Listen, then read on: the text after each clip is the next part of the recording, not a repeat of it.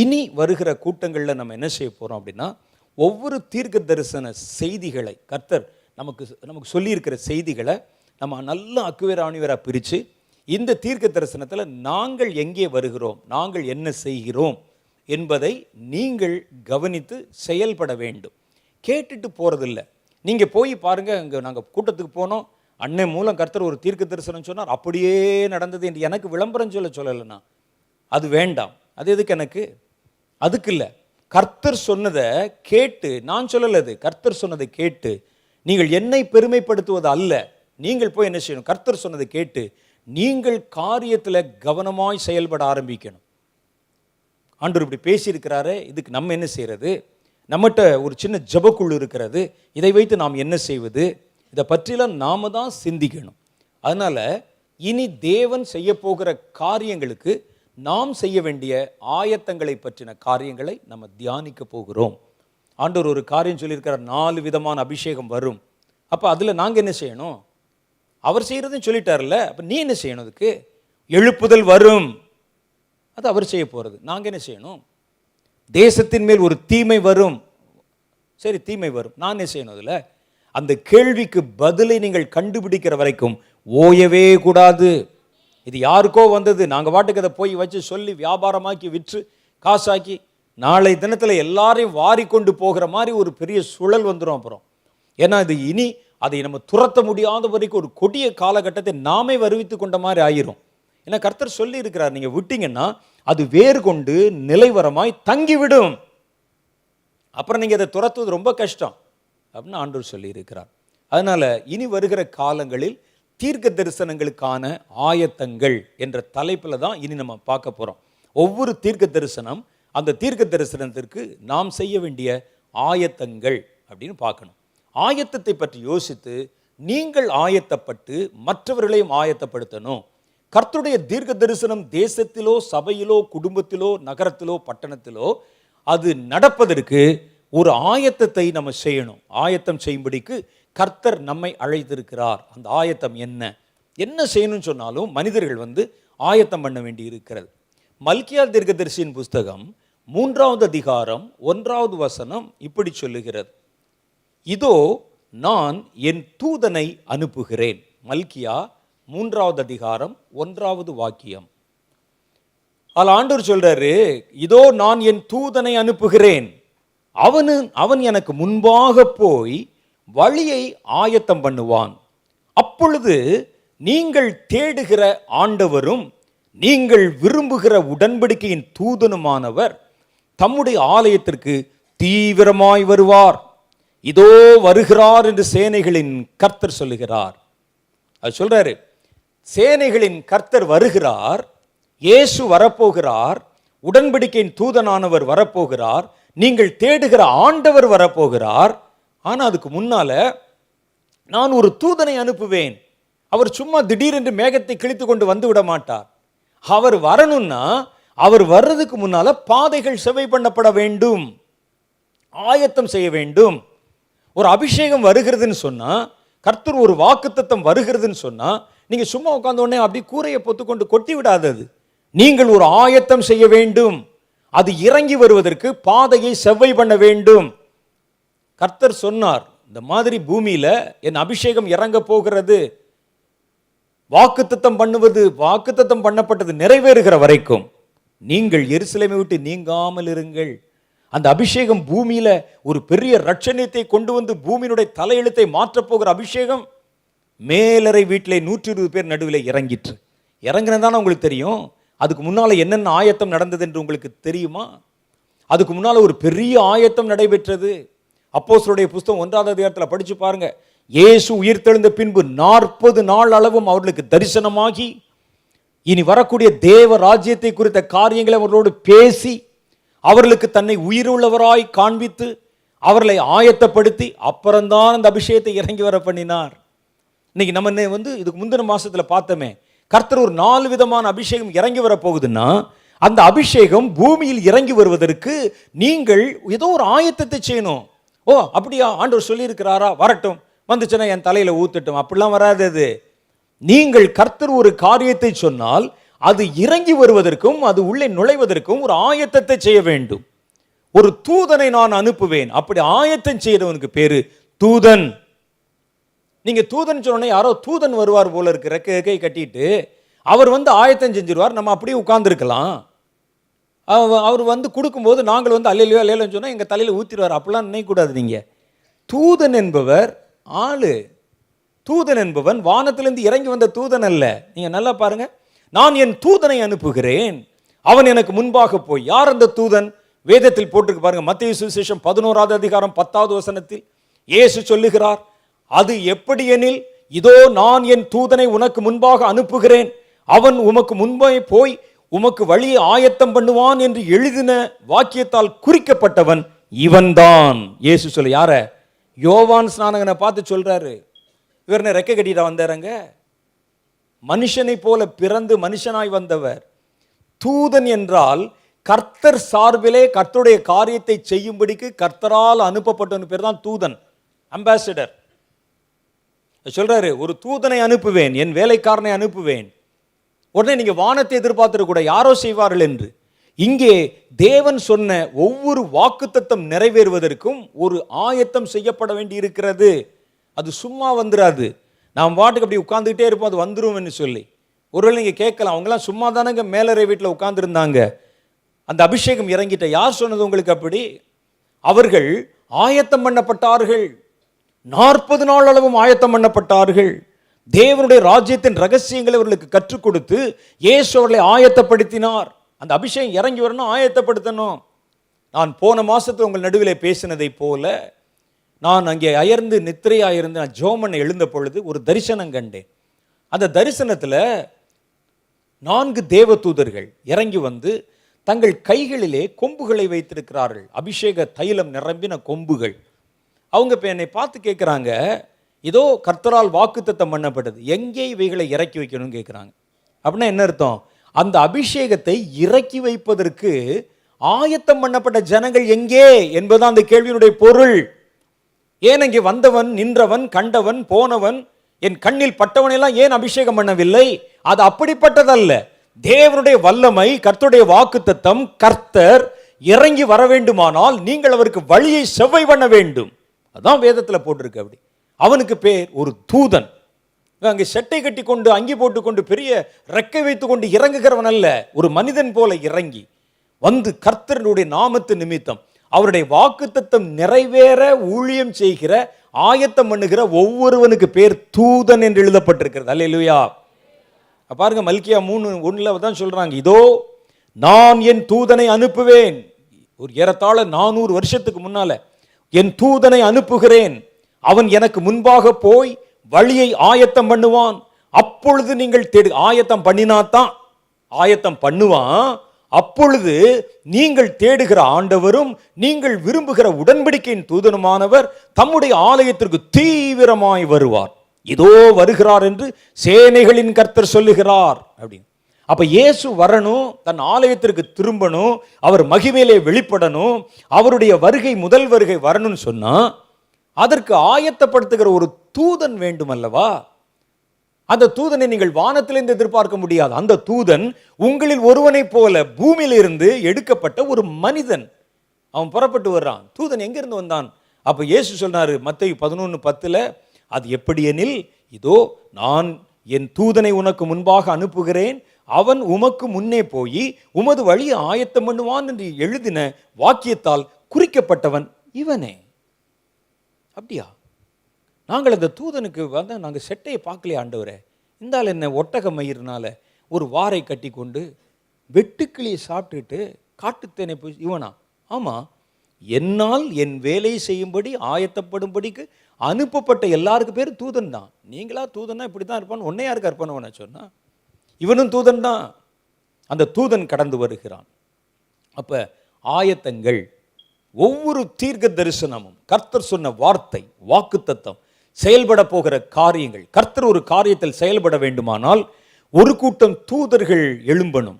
இந்த தூதர்கள் இறங்கி வருகிற தூதர்கள் அல்ல, பூமியிலிருந்து எழும்புகிற தூதர்கள். கர்த்தருக்கு எல்லா இடத்துலையும் தூதர்கள் இருக்கிறாங்க. நான் யாரை சொல்றேன்னு உங்களுக்கு தெரியுதா? உங்களை தான் சொல்றேன். தேவனுடைய சித்தத்தை நிறைவேற்ற புறப்படுகிற எவனுக்கு பேரும் தூதன். அதான் வேதம் சொல்லுகிறது. நீங்க மேல இருந்து இறங்கி வருகிற தூதன் வருவான் ஆயத்தம், அதுக்கு இல்ல. கர்த்தர் பூமியிலே ஒரு காரியத்தை சொல்ல வேண்டுமானால் பூமியிலிருந்து கர்த்தருக்காக எழும்பு வருகிற தூதர்கள் தேவை.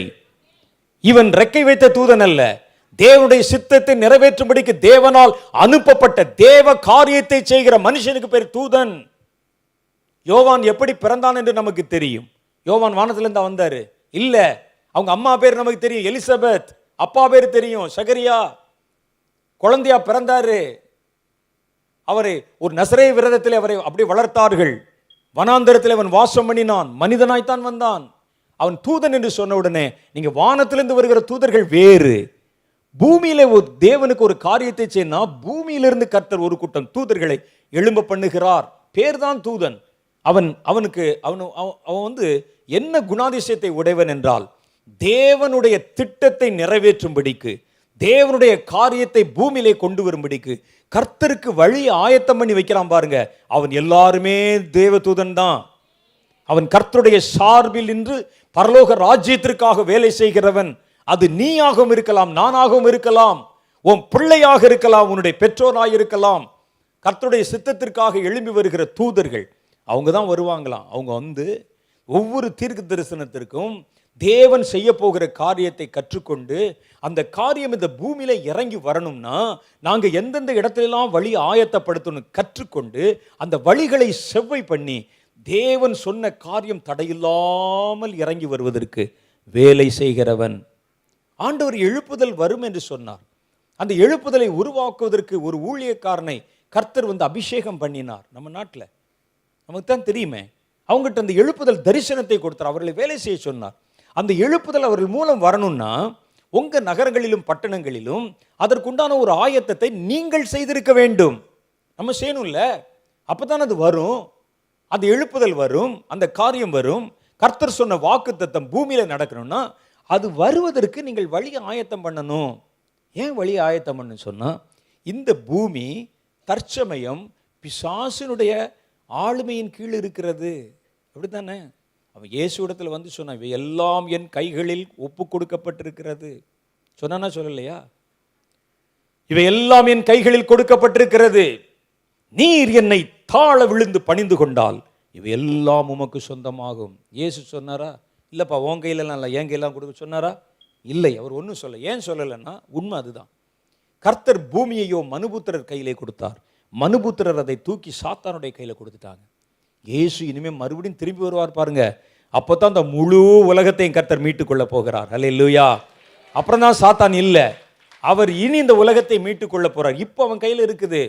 ஆகவே தேவன் ஒரு காரியத்தை பூமியில கொண்டு வரணும்னு சொன்னா அதை வர முடியாதபடிக்கு எங்கெங்கெல்லாம் தடைக்கல்லை போடணுமோ அதெல்லாம் போட்டு வைப்பான். வைப்பானா வைக்க மாட்டானா?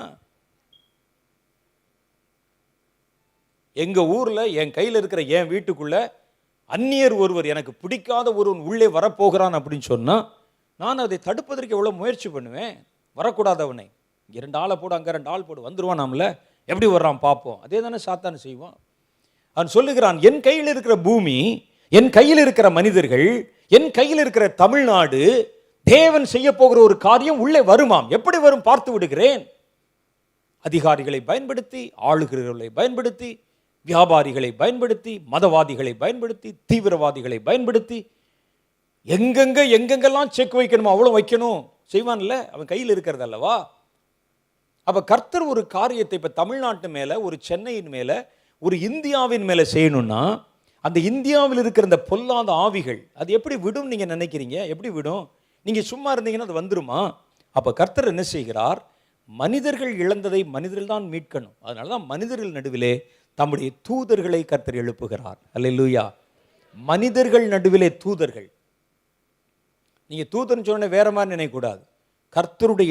கர்த்தருடைய சித்தத்தின் நிமித்தம் அவருக்கு என்று செயல்படுகிறவர்கள். ஏன் அந்த தூதர்களை கர்த்தர் பயன்படுத்தவில்லை? அந்த தூதர்களுக்கு இந்த பூமியின் மேலே அதிகாரம் இல்லை. அவன் வந்துட்டு சொல்லிட்டு போயிடலாம், அவ்வளவுதான். இந்த பூமியில லைசன்ஸ் பெற்றவர்கள் நீங்களும் நானும் தான். கர்த்தர் பூமியை தேவ தூதர்களுக்கு அல்ல மனுபுத்திரருக்கு கொடுத்தார் என்று எழுதியிருக்கிறது. ஒரு தேவ தூதனுக்காக கொடுத்தாரு. வசனத்துல போட்டு பாருங்க. பிசாசை சாட்சியின் வசனத்தினாலும் ஆட்டுக்குட்டியின் இரத்தத்தினாலும் சாட்சியின் வசனத்தினாலும் அவனை ஜெயித்தார்கள். யாரு ஜெயிக்க முடியும்? சாத்தானை ஜெயிக்கணும்னா ஆட்டுக்குட்டியின் இரத்தத்தினால் அவனை ஜெயிக்க முடியும். ஆட்டுக்குட்டியின் இரத்தம் யாருக்கு சிந்தப்பட்டது?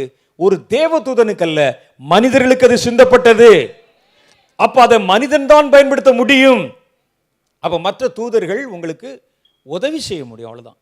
அப்ப கர்த்தர் அவருடைய தூதர்களை இறக்கி கொண்டு வந்து அவங்கள வச்சு இந்த எழுப்புதெல்லாம் கொண்டு வர முடியாது. அப்ப கர்த்தருக்கு பூமியில அவருடைய காரியத்தை நிறைவேற்றுவதற்கு மனிதர்களில் தூதர்கள் வேண்டும். அந்த போஸ்ட் கொடுக்க தாங்க உங்களை கூப்பிடுறாரு கர்த்தர். நீங்க என்ன சொல்றீங்கன்னா, இல்லைங்க நாங்கள் ஒரு இடத்துல ஒரு சர்ச்சை வச்சு ஒரு அப்படி செட்டில் ஆக விரும்புகிறோம் அப்படின்னு நீங்க சொல்றீங்க. கர்த்தர் உன்னை ராஜாவாய் வாடான்னு சொன்னா நீங்க ஏன் பின்னால போறீங்க? கர்த்தர் உன்னை தன்னுடைய சித்தத்தை நிறைவேற்றுவதற்கு வழி உண்டாக்குற தூதனாய் அழைத்தால் நீ ஏன் வந்து போய் பின்னால போய் பழச போய் தேடுற? ஏன் இது தேடுகிறாய்? கர்த்தர் இன்றைக்கு இந்த கூட்டத்தில் உங்களை அழைத்து வந்திருக்கிற உங்கள் ஒவ்வொருவருக்கும் கர்த்தர் சொல்ல விரும்புகிற காரியம், நீ கர்த்தருக்கென்று வழியை ஆயத்தப்படுத்துகிற ஒரு தேவதூதனாய் கர்த்தர் உன்னை அழைக்க விரும்புகிறார். இவர்கள் வானத்திலிருந்து வருகிற தேவதூதர்கள் அல்ல, மனிதர்களிலிருந்து எழுப்பப்படுகிற தூதர்கள். நாமளா தான் மனசுல நினைச்சிருக்கோம் தூதர்னா ரெக்க வச்சிருப்பான். யார் சொன்ன உங்களுக்கு? இவர் இலங்கை நாட்டு தூதர் அப்படின்னு சொல்லி ஒரு ஆளை போட்டோல காமிச்சாங்க. ஒருத்தர் வந்தாரு, இலங்கை நாட்டு தூதர், ரெக்கையா வச்சிருந்தாரு. இவர் யாருங்க? அமெரிக்க தூதர். அமெரிக்க தூதரகம் அப்படின்னு ஒரு இடம் போட்டிருக்கு மெட்ராஸ்ல, பார்த்துருக்கீங்களா? அமெரிக்க தூதரகம். எல்லா நாட்டிலையும் ஒவ்வொரு நாட்டுக்கு ஒவ்வொரு அந்த தூதரகம் வச்சிருப்பாங்க, பேரு தூதரகம். அதில் உள்ள போய் நானும் பார்த்துருக்கேன் பல இடத்துல, எந்த தூதனையும் பார்த்ததே இல்லை. இவெல்லாம் கோட்டு போட்டு தான் திரிறான், அப்படி கச்ச கச்ச கச்சன்னு அப்படி திரிறான். நீங்கள் தூதர் என்றவுடன் ஏன் வந்து ரெக்கையோட யோசிக்கிறீங்க? கர்த்தருடைய சித்தத்தை வேலையை செய்யும்படி கர்த்தருக்கு வழியை ஆயத்தம் பண்ணுகிறவனுக்கு பேர் தூதன் என்று கர்த்தருடைய வேதம் சொல்லுகிறது. அது அவன் மனிதனில் இருக்கலாம். பாருங்க, யோவான் ஸ்நானகன் மனித தூதன். கர்த்தர் உங்களை அந்த போஸ்டுக்கு தான் கர்த்தர் தேர்ந்தெடுக்கிறார். நான் செய்ய போகிற காரியங்களை அவர்களுக்கு சொல்லுகிறேன். தேசத்தில் நான் இதை செய்ய போறேன்டா அப்படின்னு சொல்றேன். உடனே ஒரு கூட்டம் தூதர்கள் பூமியிலிருந்து மனிதர்கள் நடுவிலிருந்து எழுப்பப்படுவாங்க. இந்த அபிஷேகம் அதைத்தான் செய்கிறது. உன்னை தேவனுக்கென்று காரியம் மாற்றுகிற தேவ தூதனாய் மாற்றுகிறது. தேவனுடைய சார்பிலே போராடவும், தேவனுடைய சார்பிலே வழி ஆயத்தம் பண்ணவும், தேவனுடைய சார்பிலே காரியங்களை நிறைவேற்றவும் கர்த்தருடைய ஸ்தானாபதியாய் கர்த்தர் உன்னை தேர்வு செய்கிறார். அதுதான் கர்த்தர் அழைத்திருக்கிறார். இனி வரப்போது இதெல்லாம் இருக்குது, செய்யணும்.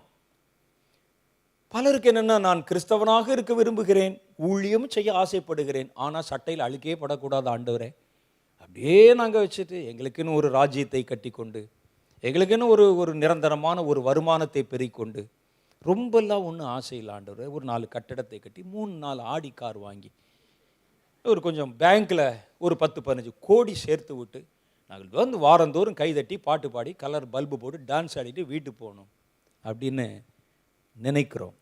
இது இல்லை, இது தூதத்துவம் அல்ல. இது ஒருவேளை உங்களுடைய ஊழியமாக இருக்கலாம், அதுக்கு நீங்கள் என்ன பேர் வேணாலும் கொடுக்கலாம். கர்த்தர் தூதன் என்று மனிதர்களில் யாரை சொல்லுகிறார் என்றால், தேவனுடைய காரியங்கள் நடப்பதற்கு பூமியிலே வழி உண்டாக்கி தருகிறவனுக்கு பேர் தூதன். அல்லேலூயா. நீங்க என்னவா இருக்க விரும்புறீங்க? தூதனாய் இருக்க விரும்புகிறேன். கர்த்தருடைய தூதன். தேவனுடைய தீர்க்க தரிசனங்கள், தேவனுடைய திட்டம், தேவனுடைய சித்தம் நிறைவேறுவதற்கு பூமியிலே பாதை உண்டாக்கி தருகிற தூதன். கர்த்தர் அவ்வளவு பெரிய மேன்மையான போஸ்டுக்கு அழைத்தால் நீங்க ஏன் கீழானதை தேடி போகிறீர்கள்? எனக்கு அதுதான் விளங்கவில்லை. நமக்கு எதுக்கு இங்கே வம்பு இதெல்லாம்? ஏதோ வந்தோமா போனோமா, கொஞ்ச நேரம் 2 கை தட்டினோமா, பாட்டு பாடினோமா, வீட்டுக்கு போனோமா, ஏன் இதெல்லாம் பேசணும்? ஏன் வந்து சாத்தானுடைய அலங்கம் அங்கே இருக்கிற இங்கே இருக்கிற ஏன் பேசணும்? ஏன் அவருக்கு என்ன வந்து தலையெழுத்தா? ஏன் பேசணும்? அவர் தேவனுடைய தூதன். அவர் அழைக்கப்பட்ட அழைப்பு அது சொல்லித்தான் ஆகணும். இது மற்றவனுக்கு நம்ம வந்து விளக்கம் சொல்ல முடியாது. அவர் சொன்னது என்ன? அதில் சொன்னதில் எது பொய் சொல்லுங்க பார்க்கலாம். எது குழப்பத்தை உண்டு? உண்மை. இன்னும் முழு உண்மை நாங்கள் சொன்னால் தாங்க மாட்டீங்க நீங்கள், அதானே? முழு உண்மை சொன்ன இந்த பூமி தாங்குமா? சொல்லுங்க பார்க்கலாம். பிசாசு எங்கெங்கெல்லாம் இருக்குன்னு சொன்னால் தாங்குமா? யாரெல்லாம் பயன்படுத்துன்னு சொன்னால் தாங்குமா? ஏதோ பூடகமாய் பேசி இருக்கிறோம், உனக்கு புரிஞ்சிருச்சு, அதனால கோபம் வருது. புரியாமல் நாங்கள் எவ்வளோ பேசுகிறோம் யோசிச்சு பாருங்க. உண்மை அதுதான். ஏன் அவர் அதை பேசணும்? ஏன் அவர் இயேசு உங்கள் கண்ணீரை துடைப்பார், கவலையை போக்குவார், வாங்க பாட்டு பாடுங்க, வாங்க ஜெபம் பண்ண இருக்கலாமே, செய்யலாமே. ஏன் அவங்க தன்னுடைய உயிரை பணைய வைத்து ஏன் பேசணும்? அதை அவர்களுக்கு என்ன விதியா? ஏன்னா அவர் தேவனுக்காக ஊழியம் செய்யவும் கர்த்தர் இனி வரப்போகிறது என்று வாக்குத்தத்தம் பண்ணின காரியத்தை பூமியிலே கொண்டு வர வேண்டும் என்பதற்காக கிரியை செய்யும்படிக்கு மனிதர்களிலிருந்து எழுப்பப்பட்ட ஒரு தேவ தூதன். அவன் அப்படித்தான் செய்யணும், நீங்க அப்படித்தான் செய்யணும். அதுக்குத்தான் கர்த்தர் என்னை அழைத்திருக்கிறார், உங்களை அழைத்திருக்கிறார். கர்த்தர் சொன்னார், என்னுடைய எழுப்புதல் வருவதற்கு முன்பாக பாளையங்கள் பூமியில வைக்கப்பட்டிருக்கிறது. தமிழ்நாட்டில் அதைத்தானே சொல்றாங்க. அங்க என்ன சொன்னாங்க? ஆண்டவர் சொல்லுகிறார், முந்தி பட்டயத்தை உருவுகிறவன் சாத்தானுடைய பாளையங்களிலே தன் பட்டயத்தை உருவ கடவன். அப்படித்தானே போட்டிருக்கு. அந்த பாளையத்தை தான் அடையாளம் காட்டுகிறார் அவர். அங்க ஏன் சொல்லணும்? இதுல பிரச்சனை வரும் என்று எங்களுக்கு தெரியாதா? அவருக்கு தெரியாதா? அவர் என்ன உணர்ச்சி வசப்பட்டு பேசுற ஆள்? அவரு தேவன் சொன்னார், நான் அதை செய்யணும்ப்பா, இந்த தேசத்துல, இந்த தமிழ்நாட்டில் நான் எழுப்புதலை கொண்டு வரணும், அதற்கு இந்தந்த இடங்கள்லாம் சாத்தான் பதிவிடைகள் வைத்திருக்கிறது என்று அதை அடையாளம் காட்டுகிறார். ஏனென்றால் இவர் ஊழியன் அல்ல, தேவனால் அனுப்பப்பட்ட தேவ தூதன், மனிதர்களிலிருந்து எழுப்பப்பட்ட தேவ தூதன். அந்த அழைப்பு, ஒரு அழைப்பு இருக்கிறது. அதைத்தான் உங்களுக்கு நான் இன்னைக்கு சொல்லிக் கொடுக்க விரும்புகிறேன். மனிதர்கள் தான், ஆனால் தேவனுக்கு என்று கிரியை செய்கிற தேவ தூதர்கள். கர்த்தர் மனிதர்களில் ஊழியர்களையும் தேர்ந்தெடுக்கிறார், தூதர்களையும் தேர்ந்தெடுக்கிறார். இப்ப பாருங்க, இதோ என் தூதனை அனுப்புகிறேன் என்று சொன்னார். எல்லாரும் என்ன எதிர்பார்த்திருப்பாங்க? வானத்திலிருந்து யாரோ இறங்கி வருவான் போல. கர்த்தர் சொன்ன தூதன் மனித குலத்திலிருந்து, மனிதர் நடுவிலிருந்து எழுப்பப்பட்ட யோவான் ஸ்நானகன்.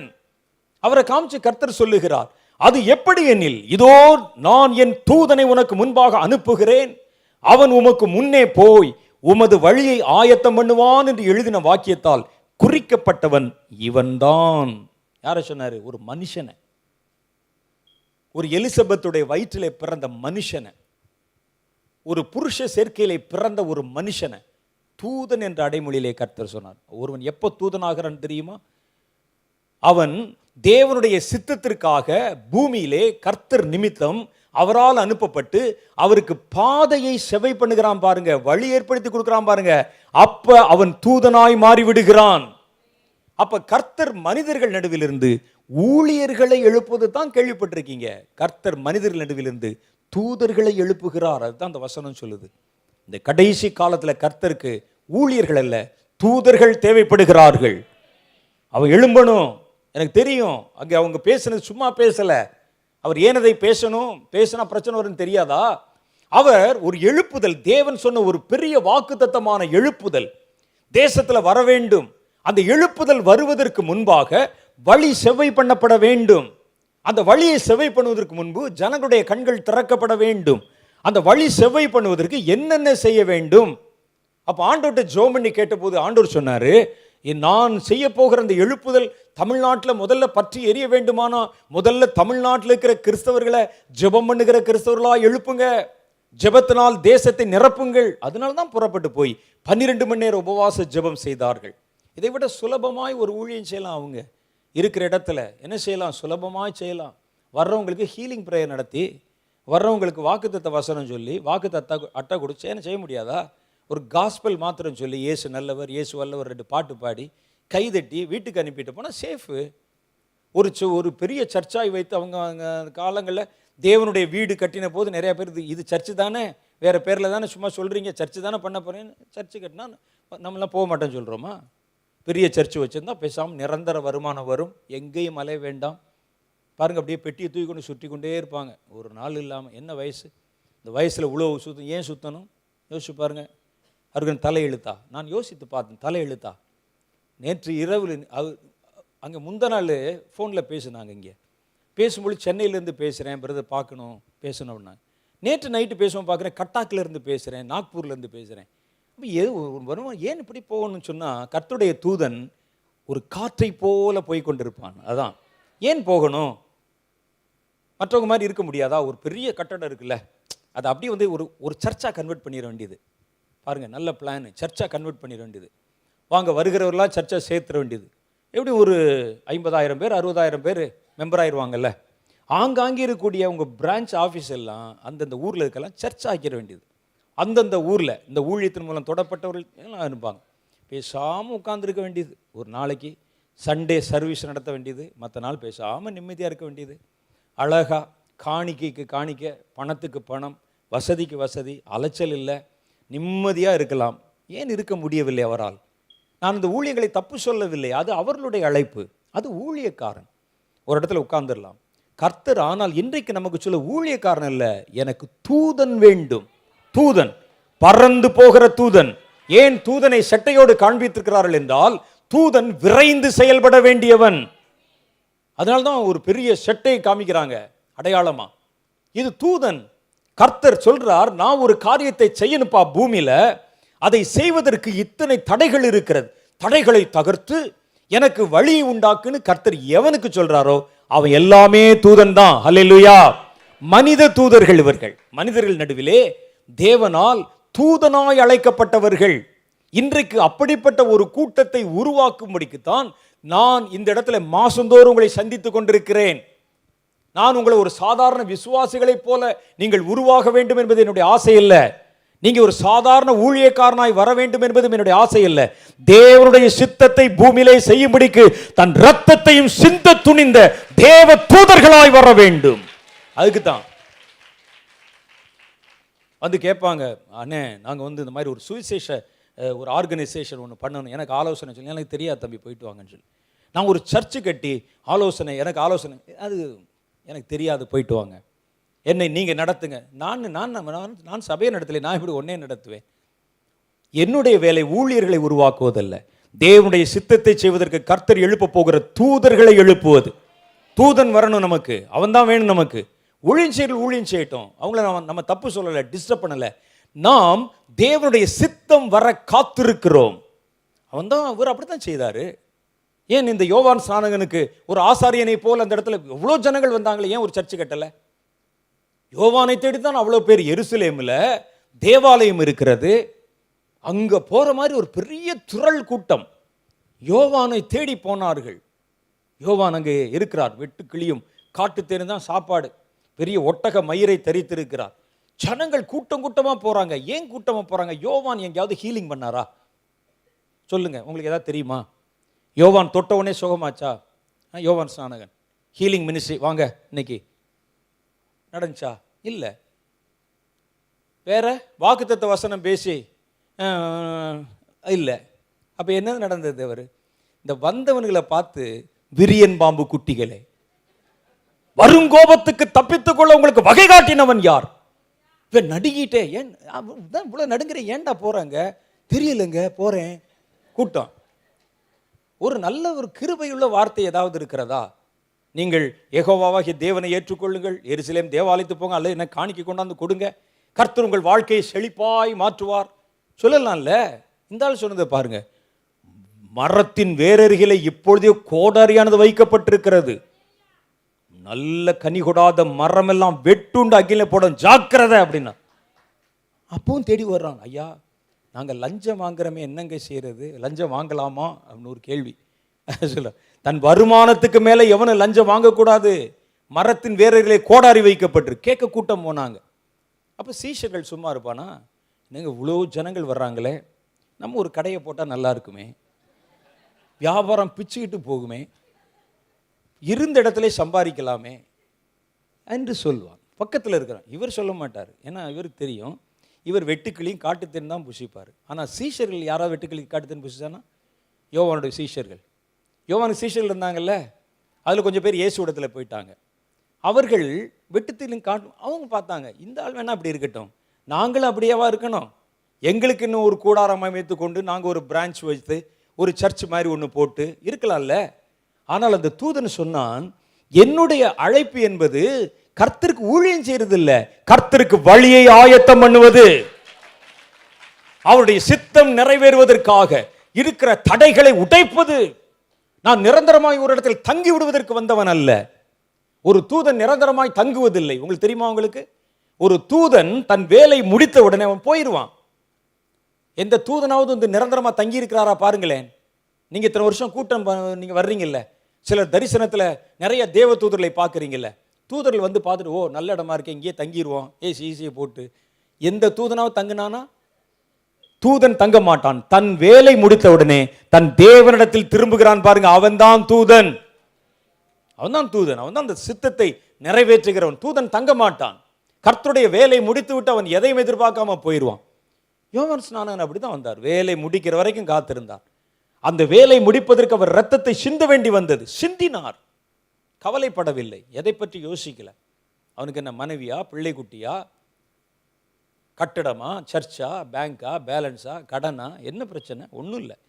அவர் தேவனுடைய சித்தத்தை நிறைவேற்றுவதற்கு வந்த தேவ தூதன். கர்த்தருக்கு ஊழியம் செய்கிறது வேறு, கர்த்தருக்கு ஒரு தூதனாய் வாழ்வது என்பது வேறு. தூதன் என்பவன், நல்லா புரிஞ்சுங்க, தூதன் என்பவன் வானத்திலிருந்தும் வரலாம், மனிதர்கள் நடுவிலிருந்தும் வரலாம். அவன் கர்த்தருடைய சார்பிலே கர்த்தர் செய்ய போகிற காரியத்திற்கு அவன் ஆயத்தங்களை செய்கிறவனுக்கு பேர் தான் தூதன். புரியுதா உங்களுக்கு? கர்த்தர் ஒரு காரியத்தை சொல்லி ஏற்கனவே சொல்லியிருப்பார். அவர் சொல்லுவார், இந்த மாதிரி ரட்சிக்கப்பட்ட ஜனங்கள் இருக்காங்க, அவங்களெல்லாம் பார்த்துக்க, என் மந்தை ஆடுகளை மேய்ப்பாயாக அப்படின்னு சொல்கிறார். யாரை பார்த்து சொன்னார்? பேதுருவை பார்த்து சொன்னார். அது ஊழியம். பேதுரு தூதன் அல்ல. பேதுருவை பார்த்து சொன்னார், எனக்கு ஊழியம் செய்வாயாக, என்னை பின்பற்றி வா. அது வந்து எல்லாருக்கும் சொல்லப்பட்ட காரியம். ஆனால் கர்த்தர் இனி வரப்போகிற ஒரு காரியத்தை ஒருவனுக்கு வெளிப்படுத்தி சொல்லி, நான் இந்த காரியத்தை பூமியில் செய்ய விரும்புகிறேன், அதுக்கு நிறைய தடைகள் பூமியிலே சாத்தானாலும் மனிதராலும் சமுதாயத்தாலும் வைக்கப்பட்டிருக்கிறது, அதெல்லாம் நீ மாற்றி நான் செய்ய போகிற தடை இல்லாமல் அந்த காரியம் வரும் பொழுது அது வந்து ஃப்ரீயாக உள்ள அது லான்ச்சிங் ஆகணும், அதுக்கு என்னென்ன செய்யணுமோ செய்யின்னு ஒரு அழைப்பு பெறுகிறான் பாருங்கள். அவனுக்கு பேர் தூதன். இப்போ யோசிச்சு பாருங்க, கர்த்தர் உங்களை எதிர்கழைத்திருக்கிறார் என்று. அவசரப்படாதீங்க, நீங்கள் யோசிச்சு பாருங்க, என்கிட்ட சொல்லாதீங்க, யோசிச்சு பாருங்க. அந்த தூதர்களாய் கர்த்தர் எழுப்பினவனிடத்துல தான் கர்த்தருடைய ரகசியம் தங்குகிறது. அவனிடத்துல வந்த காரியத்தை அல்ல, வரப்போகிற காரியத்தை கர்த்தர் சொல்லுவார். ஏன்னா அதுக்கு தானே ஆயத்தம் பண்ணணும். சபை நடத்துவாயாக என்பது வந்து வந்த காரியம், ஏற்கனவே எல்லாரும் செஞ்சுக்கிட்டு இருக்கிறாங்க, அது வந்த காரியம். அந்த வந்த காரியத்தை செய்வதற்கு பேர் ஊழியம். வரப்போகிற காரியத்துக்காக செய்யறான் பாருங்க ஆயத்தம், அவனுக்கு பேர் தான் தூதன். அப்படிப்பட்ட தூதர்களை கர்த்தர் எழுப்புகிறார். கர்த்தருடைய காரியங்களை செய்வதற்கு வழிகள் ஆயத்தம் பண்ண வேண்டும்.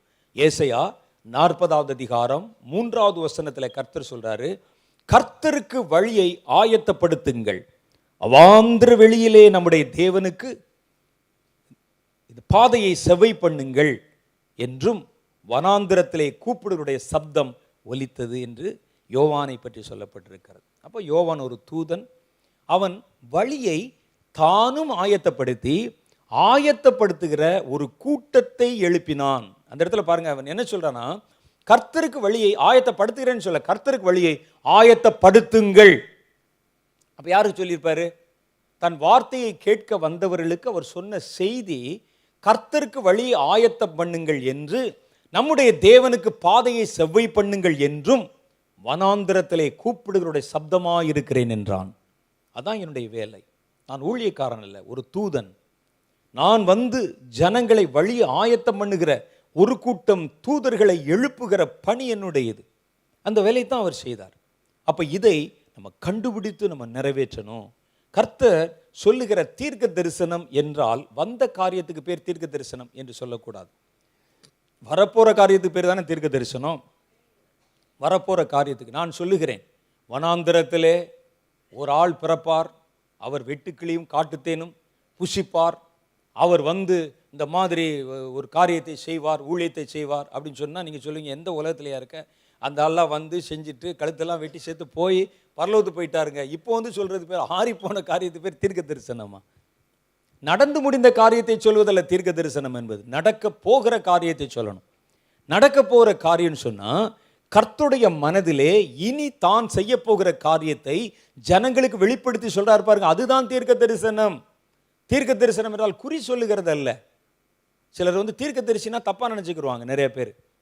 ஏன்னா அவர்களுக்கு சொன்ன காண்பித்த தீர்க்க தரிசிகள் வேற மாதிரி காண்பிச்சிருக்கிறாங்க. வந்து ஒரு பிள்ளையை கூட்டு வருவாங்க அங்கேருந்து, ஐயா தலையில் கை வச்சு ஜெபம் பண்ணி, மாப்பிள்ளை எந்த திசையிலேருந்து வருவான்னு சொல்லுங்கம்மா. இதுக்காக கர்த்தர் என்னை அழைத்து அபிஷேகம் பண்ணி அடித்து ஜன சமுதாயத்தை விட்டு ஒதுங்கி இருந்து ஜெபம் பண்ணுறான்னு எதுக்கு சொன்ன? உன் பிள்ளைக்கு மாப்பிள்ளை தேடுறதுக்கா? லெட்டர் போடுவாங்க. ஒரு தம்பி எனக்கு ஒரு கடிதம் போட்டிருந்தான். அங்கிள், நான் நல்லா தான் படிச்சிருக்கிறேன், இந்த முறை பரீட்சையில் எனக்கு எவ்வளோ மார்க் வரும் என்று கர்த்தரிடத்தில் கேட்டு சொல்லுங்கள். நான் சொன்னேன், கர்த்தராப்பா பேப்பர் திருத்துறாரு, அது உங்கள் வாத்தியார்ட்ட கேட்டுக்க. அப்படி கர்த்தர் பேப்பர் திருத்தினால் நான் போய் கேட்கணுமான்னு. ஒரு மகள் கொஞ்சம் வருஷத்துக்கு முன்னால் ஒரு கடிதம் போட்டிருந்தாங்க. எங்களுக்கு இந்த மாதிரி அறிவியல் பரிச்சை, நீங்கள் ஒரு பெரிய தீர்க்கதரிசி, எங்கள் அப்பா அம்மா உங்களை பற்றி அடிக்கடி பேசிகிட்டே இருப்பாங்க, கொஸ்டின் பேப்பர் மாத்திரம் கொஞ்சம் அவுட் பண்ணி கொடுத்துட்டீங்கன்னா கர்த்தரத்தில் கேட்டு. ஆண்டவர் நாங்கள் எஜுகேஷன் போர்டாக வச்சுருக்கிறாரு. தீர்க்கதரிசி என்பவன் அவன் அல்ல, அவன் கர்த்தருடைய, அது வேற கேட்டகரி தீர்க்கதரிசிகள். சில அப்படியே உட்காந்துருவோம், திடீர்னு உலுக்கி விழுவான் பட்டன்னு. என்னங்க அப்படின்னு கேட்டால், உன்னுடைய மகளுக்கு இந்த வரிசையில் இந்த பக்கத்துலேருந்து ஒரு மாப்பிள்ளை வரும், அது வேணான்னு சொல்லிடு. இந்த பக்கத்துலேருந்து ஒருத்தன் வருவான் மேற்கு பக்கத்துலேருந்து, அவனுக்கு ஓகேன்னு சொல்லிடு. அதுன்னு சொல்லி எல்லாம் கல்யாணம் நடக்கிற நேரத்தில் கரெக்டாக அவர் போய் ஆஜராகிடுவார். நான் தான் சொன்னேன்ல மாப்பிள்ளை வருவான்னு சொல்லி. கல்யாணம் நடந்துருச்சு இல்லை, மேற்கு தாங்க பஸ் கிடைக்காதனால கிழக்கில் வந்துட்டான்பான் டக்குன்னு. அவன் பேர் தான் தீர்க்கதரிசி. இன்னைக்கு தீர்க்கதரிசினா ஒரு காரியம் நடக்கலைன்னா அதுக்கு விளக்கம் சொல்ல தெரியணும், கரெக்டாக சொல்லிடுவான். சொன்னீங்க சார், அது உண்மைதான் தீர்க்கதரிசி ஐயா, ஆனால் தம்பி வந்தது கிழக்கு பக்கம்ல, நீங்கள் மேற்கில் சொன்னீங்கன்னு சொன்னால் பஸ் கிடைக்கல மாற்றிட்டான்னு சொல்லுவோம். அப்போ இப்படிப்பட்ட தீர்க்கதரிசிகள் அல்ல. நான் சொல்கிற தீர்க்கதரிசி என்பவன், தேவனுடைய தீர்க்கதரிசிகள் என்பவர்கள் தேவனுடைய மனதிலே அவர் செய்ய போகிற திட்டத்தை, அவர் இனி அடுத்து செய்ய போகிற காரியத்தை கண்டுபிடித்து அவருக்கு பாதைகளை செவை பண்ணுகிறவர்கள். இந்த யோவானுக்கு பாருங்க, 2 கேரக்டர் கொடுத்துருக்கு யோவான் ஸ்நானகனுக்கு. ஒன்று, அவன் தேவனுடைய வார்த்தையை அறிந்து கொள்ளுகிற, மனதை அறிந்து கொள்ளுகிற ஒரு தீர்க்கதரிசி. இயேசு சொன்னார், ஸ்திரீயின் வயிற்றில் பிறந்தவர்களிலே யோவானு போல ஒரு பெரிய தீர்க்கதரிசி இல்லை சொன்னார்ல ஆண்டவர். நீங்கள் நல்லா யோசிச்சு பாருங்க, யோவான் என்னங்க தீர்க்க தரிசனம் சொன்னார்? ஏசியா மாதிரி ஏதாவது பக்கமாக ஏதாவது புத்தகம் எழுதியிருக்கிறாரா? அல்லது எலியா மாதிரி ஏதாவது அற்புதமாக செய்திருக்கிறாரா? தீர்க்க தரிசியில் 2 டைப் இருக்கிறாங்க. ஒன்று அப்படியே தேவன் சொல்கிற வார்த்தைகளை பேசுகிற, எழுதுகிற தீர்க்க தரிசிகள், அவங்களும் நம்ம தீர்க்க தரிசின்னு சொல்கிறோம். எரேமியா எழுதியிருக்கிறாரு, ஏசாயா எழுதியிருக்கிறாரு, நாகூம், மீகா, மல்கியா, சகரியா எல்லாம் எழுதியிருக்கிறாங்க புஸ்தகம். யோவான் ஸ்நானகன் ஏதாவது புஸ்தகம் எழுதியிருக்கிறாரோ? இல்லை. சரி, அப்போ இன்னொரு டைப் தீர்க்க தரிசி இருக்கிறாங்க, அவங்க வல்லமை வெளிப்படுத்துகிற தீர்க்க தரிசிகள். எலிசா மாதிரி அவங்க தீர்க்க தரிசனம் ரொம்ப சொல்ல மாட்டாங்க, ஆனால் அற்புதம் செய்வார்கள். ஒரு கோடாரி தண்ணியில் விழுந்துடும், அப்படியே அதை மேலே எழும்பி வர பண்ணி அப்படி எடுத்து கையில் கொடுத்து, மகன் செத்து போயிடுவான், மேலே படுத்து அவனுக்கு உயிரை கொடுத்து போ. இவரை பாருங்க, 2மே செய்யலை. அற்புதம் செய்த மாதிரியும் எழுதலை, தீர்க்க தரிசனம் சொன்ன மாதிரியும் எழுதலை. நல்லா யோசிச்சு பாருங்க. ஆனால் இயேசு சொல்லுகிறார், இவன் ஸ்திரீகளின் வயிற்றில் பிறந்தவர்களிலே யோவான் தான் ஒரு பெரிய தீர்க்க தரிசி அப்படின்னு சொல்றாரு. நம்ம யோசிச்சு பார்க்குறோம், மோசே அப்போ 40 நாள் ஜெபம் பண்ணாரு, அப்போ அவர் இந்த பக்கமாக பேசி எழுதி வச்சிருக்காங்க. இவங்க அற்புதம் செய்து வானத்திலிருந்து அக்கினி இறக்கணும், அப்போ இவர் என்னங்க சொன்னார்? இவர் என்னதான் பேசினார்? என்ன தீர்க்க தரிசனம்? மரத்தின் வேர்களே கோடாரி வைக்கப்பட்டிருக்கிறதெல்லாம் ஒரு தீர்க்க தரிசனமா? அவ்வளோதானே பேசினார் அவர். இப்பொழுதே மரத்தின் வேரர்களே கோடாரி வைக்கப்பட்டிருக்கிறது, இதுதானா? போராட்டத்துல எல்லாம் இதே தானே, வேற ஏதாவது புது செய்தி சொன்னாரா? அப்போ இது என்ன விதத்தில் இவர் தீர்க்க தரிசியாக வருகிறார் நமக்கு தெரியவில்லை, நமக்கு அது புரியவும் இல்லை. நாமளும் யோசிச்சு பார்க்குறோம். நான் ஆரம்ப காலத்தில் பைபிள் படிக்கும்போது யோசிச்சு பார்த்தேன், யோவானை பற்றி திடீர்னு ஆண்டவர் சொன்னாரே, இந்த மாதிரி ஸ்திரீயின் வயிற்றில் பிறந்தவர்களை யோவானை போல ஒரு தீர்க்கதரிசி, யோவான் ஸ்நானகனை போல இல்லை அப்படின்னு சொன்னாரே, அது ஏன் அப்படின்னு எனக்கு புரியலை. என்ன தானே செஞ்சார் அவர்? அந்த அந்த யோர்தான் ஆற்றங்கரை ஓரத்தில் நிற்பார், வருகிற ஜனங்களிடத்தில் சத்தத்தை உயர்த்தி பேசுவார், அவ்வளோதான், அவங்கள திட்டுவார், வர்றவனுக்கெல்லாம் ஞானஸ்நானம் கொடுப்பார், அனுப்புவார். இங்கே ஒன்றும் தீர்க்கதரிசிக்கான அடையாளம் ஒன்றும் தெரியலையே. ஒரு போதகர் இடத்துல போய் கேட்டேன் நான், எனக்கு தெரிஞ்ச ஒரு போதகர். அப்போது போய் அவர்கிட்ட பைபிளை கொண்டு போய், ஐயா அப்படியெல்லாம் இருக்கே அப்படின்னு. அதெல்லாம் வேற கதை தம்பி அப்படின்னார். வேற கதையா? இதுன்னு புதுசு, அதெல்லாம் வேற கதை தம்பி அப்படின்னார். என்னது அப்படின்னு. ஒன்றும் இல்லை, இயேசுநாதரும் யோவான் ஸ்நானனும் சொந்தக்காரங்க. ஏன் சொந்தக்காரங்க தானே? ஆமாம், மரியாளும் எலிசபெத்தும் சொந்தக்காரங்க. இவரை சொல்கிறாரு, இவர் யோவான் ஸ்நானன் தம்பி இயேசுநாதருக்கு மச்சினை முறை வேணும், இது வேற. ஓ அப்படியா? ஆமாம், அதனால இவர் அவரை புகழுவதும், இவர்தான் உலகத்தின் பாவத்தை சுமந்து தீர்க்கிற தேவாட்டுக்குட்டின் இவர் சொல்லவும், இவர் அவரை பார்த்து ஸ்திரீகளின் வயிற்றில் பிறந்தவர்களே யோவானை, அதெல்லாம் அது ஒரு குடும்ப கதை தம்பி அப்படின்னார். அட பாவி, இது நான் எதையும் கூட்டி குறைச்சல, உண்மையிலேயே நடந்தது. இது நான் கதையெல்லாம் சொல்லலை, உண்மையிலே நடந்தது. அந்த ஆள் விளையாட்டு சொன்னாரா அல்லது உண்மையிலே சொன்னாரான்னு எனக்கு தெரியாது. ஆனால் இதுதான் நடந்தது கான்வர்சேஷன். இது 2 பேருக்குள்ள அப்படி ஒன்று இருக்குது. சொந்தக்காரன் தானே விட்டு கொடுப்பாரா? மச்சினன் இல்லை, மலை ஏறி போனாலும் மச்சனுடைய உதவி வேணும்னு சொல்லியிருக்காங்கல்ல, மச்சினன் ஐயா. அதனால் அவரை பார்த்துட்டு சொன்னார், இந்த அவர் தான் உலகத்தின் பாவத்தை சுமந்திருக்கிற தேவாட்டுக்கு இவர் அவரை சொல்லவும், அவர் இவர் அள்ளி விடவும், அதெல்லாம் கண்டுக்கிற கூடாது, அடுத்த ஆக வேண்டிய காரியத்தை பாருங்க அப்படின்னாரு இவர். நீங்கள் நம்ப மாட்டீங்க, நான் ரொம்ப நாள் அப்படி தான் நினச்சிக்கிட்டே இருந்தேன். இப்படி தான் இருக்கும் போல இருக்கு. எனக்கு ஆரம்பத்தில் எனக்கு என்ன தெரியும். அப்புறம் ஒரு நாள் நான் யோசித்து பார்த்தபொழுது தான் அப்புறம் கர்த்தர் காரியத்தை வெளிப்படுத்தினார். இப்போ பாருங்கள், இவருக்கு 2 போஸ்ட் கொடுக்கப்பட்டிருக்கிற யோவான் ஸ்நானகனுக்கு. ஒன்று தேவனுடைய ஒரு தீர்க்கதரிசி.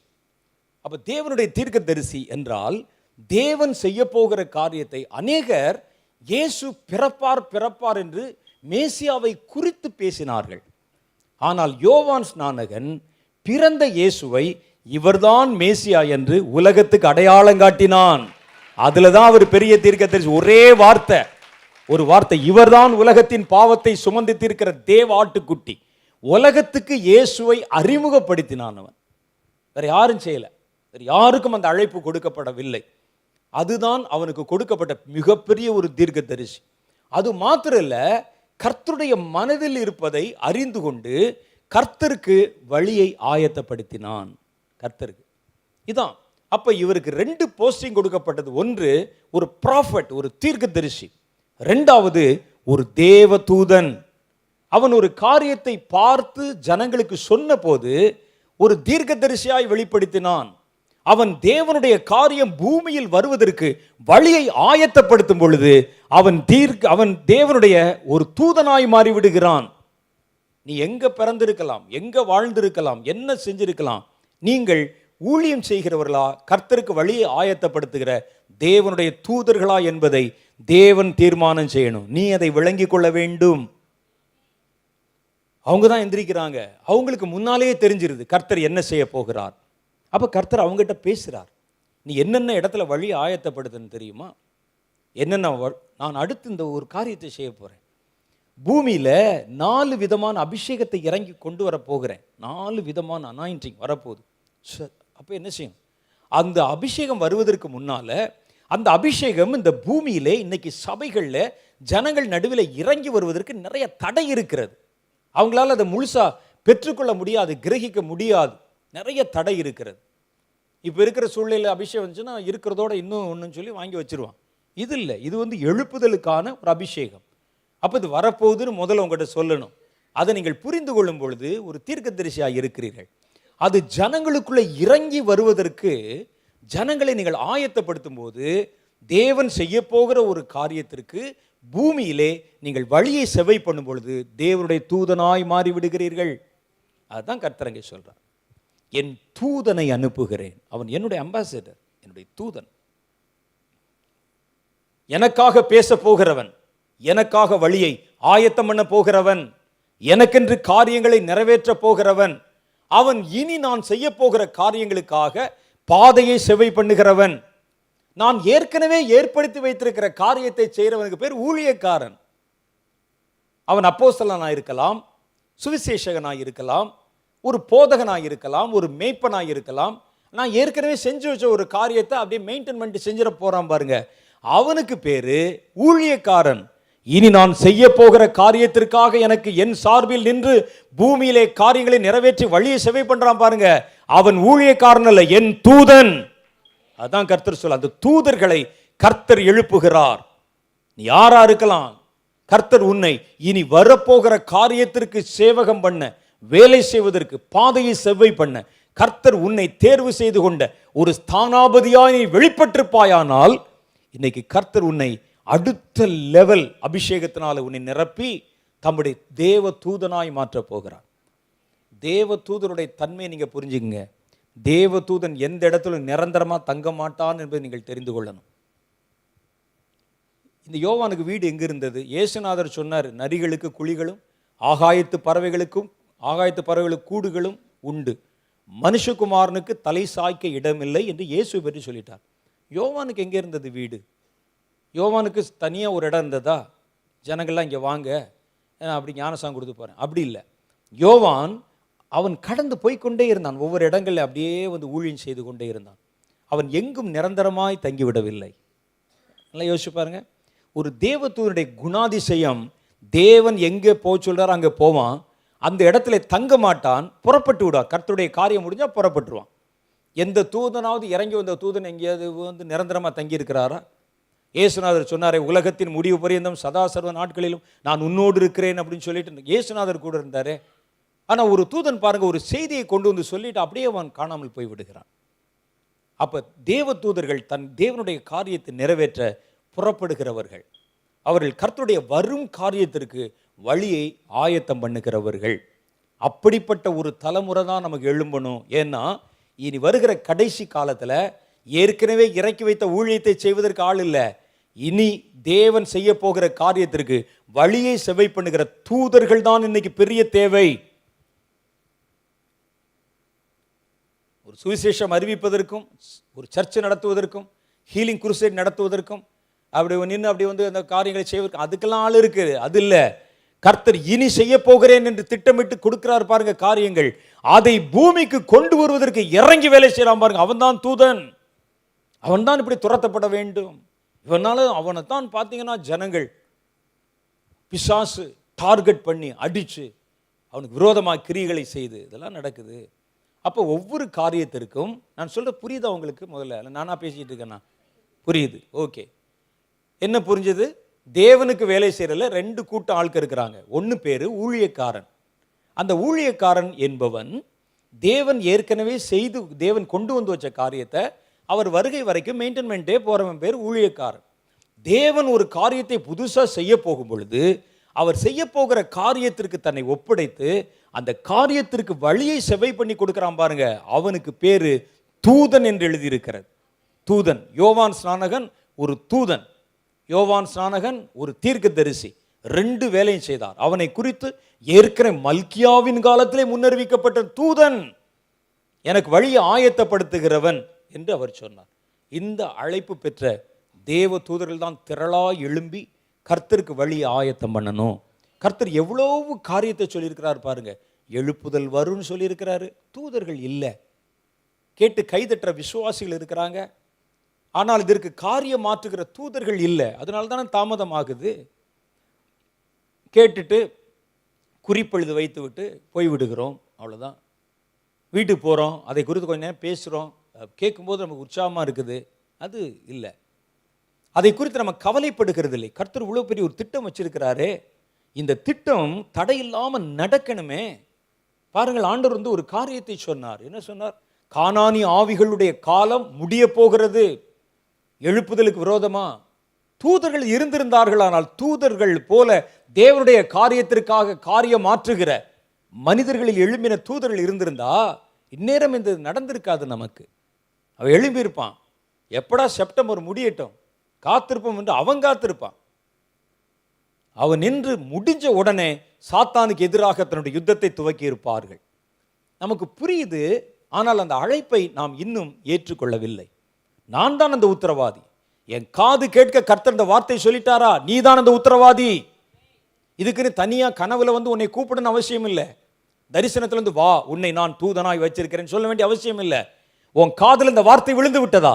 கர்த்தர் இனி நான் இந்த காரியத்தை செய்ய போகிறேன் என்ற வார்த்தை உன் காதில் விழுந்து விட்டதா? உன் மனதில் அதனுடைய அர்த்தம் புரிந்து விட்டதா? நீ எழும்பணும். உக்ரானக்காரனை போல எழும்பணும். தேவனுடைய ஸ்தானாபதியை போல நிற்கணும். ஒருவேளை நீங்கள் அங்கீகாரம் நீங்கள் மனிதரிடத்திலே அங்கீகாரம் பெறாமல் போனாலும், என் தலை துண்டிக்கப்பட்டு மண்ணிலே விழுந்தாலும், யோவான் சாணன் நின்றாம் பாருங்க, கர்த்தருக்கு வழியை ஆயத்தம் பண்ணுங்கள் என்று. ஆட்டுக்குட்டியானவர் வருகிற வரைக்கும் அந்த ஊழியத்தை நிறைவேற்றி தன் காரியம் நிறைவேறுகிற வரைக்கும் இருந்த யோவானை போல கர்த்தருடைய சித்தத்தை நிறைவேற்றுகிற தேவ தூதர்கள் தான் இன்னைக்கு பெரிய தேவை என்று கர்த்தர் சொல்ல விரும்புகிறார். யாரை நான் எழுப்புவேன்? யார் இதை குறித்து பாரப்படுவான்? யார் இதற்காக ஆயத்தம் பண்ணுவான்? நான் செய்ய போகிற காரியங்களை ஏன் உங்களிடத்தில் சொல்லுகிறேன்? ஆண்டவருடைய ஆவியானவர் கேட்கிறார், நீ பதில் சொல்லு. உன் மனசுக்குள்ள. ஏன் உங்ககிட்ட இதை நான் சொன்னேன், ஏன் இந்த கூட்டத்தில் வந்து கேட்ட, ஏன் நான் ஒரு பெரிய எழுப்புதல் தரப்போகிறேன் என்ற வார்த்தை ஏன் உன் காதுகளில் கேட்டது, அதை குறித்து நீ என்றைக்காவது கவலைப்பட்டதுண்டா? கர்த்தர் ஒரு தரிசனத்தை பற்றி பேசி பொல்லாத சத்துருக்கள் எழும்பி அந்த காரியங்கள் செய்து கொண்டிருக்கிற காலம் முடிய போகிறது என்ற செய்தி ஏன் நீ கேட்டிய? ஏன் கேட்ட? கர்த்தர் நீ ஏதோ ஒன்று செய்ய வேண்டும் என்றுதான் அது உன் காதுகளிலே விழ வைத்தார். நாம் ஒரு தூதனை போல எழும்பாததுனால அப்படியே நின்று விட்டோம். பரலோகம் போகணும், கிறிஸ்தவ பேர்ல இருக்கணும், கிறிஸ்தவனை போலும் இருக்கும், ஊழியம் செய்கிற மாதிரி காமிக்கணும், ஆனால் கஷ்டப்படக்கூடாது, சுகமாக இருக்கணும். இப்போ புதுசாக வந்த ஆட்க நமக்கு வழிகளை எல்லாம் பெருசு பண்ணி கொடுத்துட்டாங்க. புது புது உபதேசம். ஆண்டவர் சொன்னால் பரலோகத்துக்கு போகிற பாதை வழி இடுக்கமாக இருக்கிறது. அப்படியா? நாங்கள் வர்றோம், கொஞ்சம் சிமெண்ட்டு, கல், மண், கோடாரி, கடப்பாறை வந்துட்டான் ஒரு பெரிய குரூப்பு. அப்படியா? இடுக்கமான யாருங்க சொன்னது? இடி, லெஃப்டில் இடி, ரைட்டில் இடி, வாயா, பெரிய பெரிய அகலமான கதவை போட்டு வச்சுருக்கிறான். சொல்கிறார் ஒரு ஆள் ஊழியக்காரர், என்ன பாவம் வேணாலும் செய்யுங்க, இடுக்கமான வாசல் என்றால் என்ன? ஒரு மனிதன் உள்ளே போக முடியக்கூடாது. இடுக்கமான வாசல். இயேசு சொன்னார் பரலோகத்துக்கு போகிற வாசல் வழி இடுக்கமானது, அதை கண்டுபிடிக்கிறவர்களே வெகு சிலராம். ஓ, இங்கே தாண்டா பாதை இருக்குன்னு பாதையை பார்க்கிறவனே வெகு சிலர். அப்புறம் உள்ளே போகணுமே. பார்க்கிறவனே வெகு சிலர், கண்டுபிடிக்கிறவனே வெகு சிலர்னா உள்ள நுழையிறவன் எவ்வளோ பேர் இருப்பான்? அப்படின்னா பரலோகத்துக்கு போகிறது அவ்வளோ கஷ்டம். ஒரே நெரிச்சு அந்த ஒரு சின்ன கேப் இவ்வளோ தான் இருக்குது, ஒரு சின்ன கேப் இருக்குது. அந்த கேப்புக்குள்ளே நுழைஞ்சு நுழைஞ்சு நுழைஞ்சு போகணுன்னு சொன்னால் உரசி இறசி ரத்தம் வந்து அதுக்குள்ளே உடம்பை திணிச்சு கொண்டு போகிறதுக்குள்ளே இந்த சரீரம் அதற்கு ஒடுங்கி கீழ்பட்டு அப்படி போனால் தானே உள்ளே போக முடியும். அப்படி தான். ஆனால் நவீன போதகர்கள் வந்தார்கள், சபைகள் வந்தது, பார்த்தான் பரலோகத்து போகிறதாக உங்களுக்கு வாக்கு காமிச்சு அந்த வாசலை நாங்கள் விசாலமாய் கட்டி காண்பிச்சு நீங்கள் ஒன்றும் செய்வேனாங்க, நீங்கள் சுகமான வாழ்க்கை வாழலாம் என்று சொல்லி கொடுத்தாலே நீங்கள் பரலோகத்துக்கு உங்களை கொண்டு போகவில்லை என்பது பொருள். பரலோகத்துக்கு கொண்டு போகணும்னா நீ நொய்யோடு நொய்ய அடிக்கப்பட்டால் தான் போக முடியும். பரலோகத்துக்கு போகணும்னா நீ இடுக்கமான வாசலில் போக முடியும். இடுக்கமான வாசலில் தான் போக வேண்டும். கிறிஸ்தவனாய் நீங்கள் வாழலாம். பரலோகத்துக்கு போகிறத பற்றி நான் பேசுகிறேன். நான் ஒரு கிறிஸ்தவன், ஒரு கிறிஸ்தவ குடும்பத்தில் பிறந்தவன், பைபிள் தூக்கிட்டு போகிறவன், ஒரு சர்ச்சுக்கு போகிறவன், நல்ல நாங்கள் வசதியாய் வாழ்கிறோம், சம்பிரமமாய் சாப்பிடுகிறோம். எங்கள் போதகர் எனக்கு சொல்லித்தரார், நீ எல்லாவற்றிலும் வாழ்ந்து சுகமாயிரு. சுகமாக இருந்தான்னு சொல்லி, சுகமாக பறக்க சொல்லலை உன்னைய, சுகமாக இறப்பா வீட்டில் உலகத்தில் இரு. பரலோகத்துக்கு போகணும் நினைச்சா தான் பிரச்சனை. கிறிஸ்தவனாய் வாழ்வதில் பிரச்சனை இல்லை. அன்னைக்கு நவீன போதகர்கள் எழும்பி விட்டார்கள். அவங்க வந்து சொல்கிறாங்க, யார் சொன்னது உங்களுக்கு? ஏன் அந்த வாசலை பார்க்குறீங்க? இந்த பக்கத்தில் ஒரு வாசல் போட்டிருக்கேன் பாருங்க, இது வழியா போ, பரலோகத்து போகும். ஆனால் வேதம் சொல்லுகிறது அழிவுக்கு போகிற பாதை, கேட்டுக்கு போகிற பாதை, நரகத்துக்கு போகிற பாதை வழி விசாலமானது, நல்லா ஜாலியாக இருக்கும், நல்லா பெரிய வீதி, பெரிய பெரிய வீதி, அது வழியாக நீங்கள் கடந்து போகலாம், சுலபமாய் போகலாம். சுலபமான பாதை எப்பவுமே தெரிஞ்சுக்கிறாதீங்க. சுலபமான பாதை கண்டிப்பாய் முடிவிலே பரலோகத்தில் கொண்டு போய் விடாது. இது நான் சொல்லல, பைபிள் சொல்லுது, இயேசு சொல்லுகிறார். நானா சொல்றேன் இந்த ஆளுக்கு பொறாமங்க, இவனும் வாழ மாட்டான், நம்மளே வாழ விட மாட்டான். இல்லை, நான் சொல்லலை, இயேசு சொல்லுகிறார். பரலோகத்து போகிற வாசல். சிலர் அப்படி தான் உங்களுக்கு நல்ல பெரிய வாசலை காண்பிப்பாங்க. வாங்க எங்கள் சர்ச்சுக்கு வாங்குங்க, சுகமாய். ஒரு ஆள் பேசுனாலே செழிப்பு செழிப்பு செழிப்பு. உங்கள் வீட்டில் வந்து பார்த்தீங்கன்னா கத்திரிக்காய் அவ்வளோ பெருசு காய்க்குங்கிறான் திடீர்னு வீட்டில். உங்கள் வீட்டில் இது வரும் அது வரும், நீ கேட்குறதுலாம் உனக்கு கிடைக்கும். ஏசு விதவிதமான பிரசங்கம். நான் நேற்று முந்தா நாள் ஒரு செய்தி கேட்க நேரிட்டது. இந்த யூடியூப்பில், ஒரு ஃபேஸ்புக்கில் ஒருத்தர் பேசுகிறாரு. நான் அந்த எங்கள் பாஸ்டருக்கு அனுப்பியிருக்கிறேன். அவங்க அது பார்க்குறாங்க. அதில் சொல்கிறாரு, நான் உங்களுக்கு ஒரு ரகசியத்தை சொல்லுகிறேன், ஒரு பெரிய முக்கியமான ஒரு செய்தியை உங்களுக்கு சொல்லுகிறேன். நீங்கள் வந்து ஜனங்களை, நீங்கள் வந்து ரெண்டு விஷயம் தான் பரலோகத்துக்கு போகிறதுக்கு. இரக்கமுள்ளவர்களாக இருங்கள், உதவி செய்யுங்க, மற்றவங்களுக்கு ஹெல்ப் பண்ணுங்க. ரெண்டாவது, உங்கள் எதிரிகளை மன்னித்து விடுங்கள். நீ எவ்வளோ பாவம் பண்ணாலும் அதை பற்றி கணக்கே இல்லை. பாவம் பண்ணலாம், நீங்கள் பாவம் எவ்வளோ வேணாலும் நீங்கள் வந்து உலகத்தில் நல்ல சம்பிரமமாய் வாழலாம். உங்களுக்கு பரலோகம் 100% உறுதி. உங்களுக்கு பரலோகத்தில் கொண்டு போய் சேர்த்துருவாங்க. அப்படி இரக்கம், அங்கே பரலோகத்தில் போகும்பொழுது இரக்கம் மேன்மை பாராட்டும். இரக்கம், கிருபை மேன்மை பாராட்டும். ஒரு சின்ன உதாரணம் சொல்கிறேன் பாருங்க அப்படின்னு சொல்கிறார் அவர். ஒரு சின்ன உதாரணம் சொல்கிறேன். நான் போகிறேன்யா, போய் பரலோகத்தில் போய் நிற்கிறேன். பிதாவானவர் அந்த சீட்டில் உட்கார்ந்துருக்கிறார், நியாய தீர்ப்பு சீட்டில். நியாய தீர்ப்பில் கிருபை நியாய தீர்ப்புன்னு ஒன்று இருக்குது. அந்த சீட்டில் வந்து அவர் வந்து நிற்கிறார், அவர் உட்கார்ந்துருக்கிறார். அப்போ நான் வந்து அந்த புஸ்தகத்தை எடுத்து பார்க்குறார். என்ன தம்பி, உன் பேரில் நிறைய அலிகேஷன்ஸ் இருக்கே, விபச்சாரம் பண்ணியிருக்கிற, தண்ணி அடிச்சிருக்கிற, திருடி இருக்க, பொய் சொல்லியிருக்க, பரலோகத்துக்கு போக முடியாது அப்படின்னு சொல்லுவாராம். உடனே இவர் சொல்லுவாராம், ஆண்டவரே நான் என்னுடைய எதிரிகளெல்லாம் மன்னித்திருக்கிறேன். எத்தனை பேர் என்னை பற்றி ஃபேஸ்புக்கில் எழுதுறான், நான் எல்லாரையும் மன்னிச்சிட்டேன். எத்தனை பேர் எனக்கு லைக்ஸ் போடாமல் போனா மன்னிச்சிட்டேன். எத்தனை பேர் என்னை அன்ஃப்ரெண்ட் பண்ணா மன்னிச்சிட்டேன். எனக்கு எத்தனை பேர் என்னை பற்றி இப்படியெல்லாம் கள்ள போதகன் அப்படின்னு சொன்னான், அவனை எனக்கு கண்டுக்கிறவே இல்லை, மன்னிச்சிட்டேன் அப்படின்னு சொல்லுவேன். அவர் சொன்னார், அதெல்லாம் போக முடியாது அப்படின்னு சொல்லுவாராம். அது எப்படி பாவம் பண்ணியிருக்கியே அப்படின்னு சொல்லுவாராம். அப்போ உடனே அவர் சொல்லுவாராம், ஆண்டவரே உம்மை விட நான் தான் பெரிய ஆள், எனக்கு உமக்கு என்னை மன்னிக்க முடியவில்லை, ஆனால் நான் என் எதிரிகளை மன்னித்திருக்கிறேன் அப்படின்னு சொன்ன உடனே, இது உண்மையிலேயே நான் சொன்னேன் நேற்று, இதை வந்து அப்படி வந்து ப்ளே பண்ணி காட்டுங்கன்னு, முடிஞ்ச அப்புறமா காட்ட சொல்கிறேன். நீங்கள் நிறைய பேர் பார்த்துருப்பீங்க போல இருக்கு. அது சொல்கிறாரு. ஆனால் அப்போ உடனே வந்து பிதாவை பார்த்து சொல்லுவாராம், பிதாவை பார்த்து, உம்மை விட நான் தான் இங்கே பெரியவன், உமக்கு என்னை மன்னிக்க முடியவில்லை, நான் என்னுடைய எதிரிகளை நான் மன்னித்திருக்கிறேன். உடனே பிதாவானவர் யோசிப்பார், ஓஹோ அப்படியானால் இவன் நம்மை விட பெரிய ஆள் ஆகி விடுவானே, என்னை விட பெரியவன் எவனும் இருக்கக்கூடாதே அப்படின்னு சொல்லி என்னை மன்னித்து உள்ளே விட்டு விடுவார். ஆகவே பாவம் செய்யி, தப்பு பண்ணு, திருடு, கொள்ளையடி, பொய் சொல்லு, விபச்சாரம் பண்ணு, தண்ணி அடி, என்ன வேணாலும் செய்யி, மன்னிச்சிரு, யார எல்லாத்தையும் மன்னிச்சிரு, கண்டுக்கிறாத. இதை பற்றி என்ன நினைக்கிறீங்க? விசில் அடிக்கிறாங்க, உள்ளே இருந்த ஆட்கள் கைதட்டுறாங்க. எவ்வளோ பெரிய உபதேசம் நமக்கு சொல்லித் தருகிறார். ஃப்ரீயாக இருக்கலாமாமே, உள்ளே வந்தா தண்ணி அடிக்கலாமாமே, குடிக்கலாமாமே, ஸ்மோக் பண்ணலாமாமே.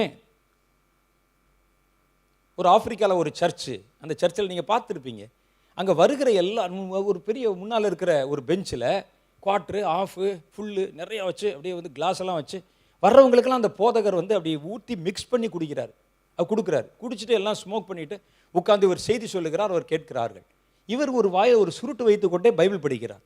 எல்லாம் பார்த்தது. எங்கே போகிறது? பரலோகத்துக்கு போயிட முடியுமா? யார் சொன்னா உங்களுக்கு? சர்ச்சுக்கு தான் போகலாம், நீங்கள் பரலோகத்துக்கு போக முடியாது. கூட்டத்துக்கு தான் போகலாம், நீங்கள் பரலோகத்துக்கு போக முடியாது. பரலோகத்துக்கு போகிற பாதை வழி இடுக்கமானது, அதை கண்டுபிடிக்கிறவர்கள் வெகு சிலர். உனக்கு எவன் ஒருவன் வழியை பெருசு பண்ணி காமிச்சானா உனக்கு துரோகம் பண்ணுகிறான். அவன் உன்னை தன் மார்க்கத்தான் ஆகும்படிக்குத்தான் சொல்லுகிறான். உன்னை பரலோகத்திலே கொண்டு போவதற்கு அவன் சொல்லல. பரலோகத்துக்கு கொண்டு வந்து இதுதான் வழி. தேவனுடைய திட்டத்தை அறிந்து, சித்தத்தை அறிந்து, அவ்வளோ கஷ்டப்பட்டு போராடி தன் உயிரை கொடுக்க நேர்ந்த பொழுது உயிரை கொடுத்து அவர் அப்படிதான் வாழ்ந்தார் யோவான். அந்த மாதிரியான ஆட்களை கர்த்தர் தேடுகிறார். தேவனிடத்தில் வேறு எதற்கும் தேடி அல்ல. எனக்கு இது தருவார், அது தருவார். சிலர் விளம்பரம் கொடுப்பாங்க, இயேசுநாதர் வந்துட்டார்னா உனக்கு இது கிடைக்கும், அது கிடைக்கும். அதுக்காக வருகிறதல்ல. ஆண்டவரே நான் உம்முடைய அடிமை, நான் என்ன செய்யணும்? அப்படி வர்ற ஆளைத்தான் கர்த்தர் கேட்கிறார். பாருங்கள், கர்த்தர் வழியிலே சந்தித்தார் சவுலை. அவனை வந்து கீழே விழுந்த உடனே அவன் கேட்ட முதல் கேள்வி, ஆண்டவரே நான் என்ன செய்ய சித்தமாக இருக்கிறேன்? என்னை வந்து சந்திச்சிங்களே, அப்போ ஏதோ ஒரு நோக்கம் இருக்கும், அந்த நோக்கத்தை சொல்லுங்க, வேற எதை பற்றி வேண்டாம். நான் என்ன செய்யணும் சொல்லுங்க, அதான் சரண்டர். கர்த்தர் இன்னைக்கு உங்களை இங்கே வந்து அழைத்து உட்கார வைத்திருப்பது, என்னை அபிஷேகம் பண்ணி இருப்பது, தான் செய்ய போகிற காரியத்தை எனக்கு முன்னறிவித்தது. அறிவிச்ச உடனே உங்களுடைய மனசில் ஒரு கேள்வி வரணும், நான் என்ன செய்ய சித்தமாக இருக்கிறேன்? இந்த தரிசனத்தில் நான் என்ன செய்யணும்? இந்த அழைப்பில் நான் என்ன செய்யணும்? உமக்கு நான் என்ன பாதை எப்படி செவைப்படுத்தணும்? அப்படிப்பட்ட தூதர்களை கர்த்தர் எழுப்ப விரும்புகிறார். நீங்கள் ஊழியக்காரலாய் எழும்புவதில் எனக்கு சந்தோஷம் இல்லை. நீங்கள் கர்த்தரால் அனுப்பப்பட்ட தேவ தூதர்களாய் எழும்பி கடைசி காலத்தில் தேவன் செய்ய போகிற சித்தத்தை நிறைவேற்றி கர்த்தருடைய ராஜ்யத்தை பூமியிலே கொண்டு வருவதற்கு வழியை ஆயத்தப்படுத்துகிற, தேவனுக்கு முன்னால் அனுப்பப்படுகிற தூதர்களாய் புறப்பட வேண்டும் என்பதே என்னுடைய இருதயத்தின் விருப்பமும் வாஞ்சையும் ஆசையும்.